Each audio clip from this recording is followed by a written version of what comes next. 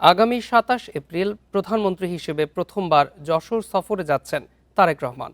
খাল খনন কর্মসূচি, মেডিকেল উদ্বোধন সহ যশোর ঈদগাহ ময়দানে দলের এক জনসভায় অংশ নেবেন বিএনপি চেয়ারপারসন। এদিকে প্রধানমন্ত্রীর আগমন ঘিরে শহর জুড়ে নানা প্রস্তুতির পাশাপাশি নেওয়া হয়েছে কড়া নিরাপত্তা। প্রধানমন্ত্রী তারেক রহমানের আগমন ঘিরে নতুন রূপে সাজছে যশোর শহর। বিশেষ করে ঈদগাহ ময়দানের জনসভাস্থল সারসার জিয়া খাল সহ প্রধানমন্ত্রীর বিভিন্ন পরিদর্শন স্থলে চলছে শেষ মুহূর্তের প্রস্তুতি।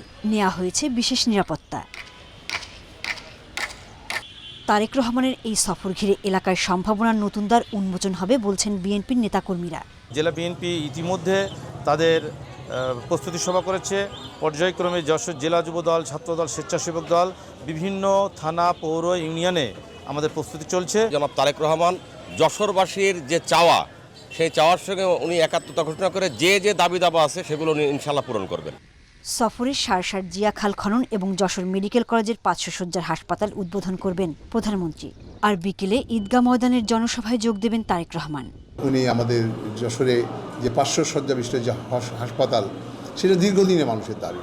আমাদের চিকিৎসা ক্ষেত্রে যে দুর্বলতা ছিল সেটাকে আমরা মনে করছি কাটিয়ে উঠতে পারবো, এবং সেটা উদ্বোধন উনি করবেন। দেশে ফেরার পর গত ২ ফেব্রুয়ারি নির্বাচনী প্রচারণায় যশোরে আসেন তারেক রহমান। Independent news.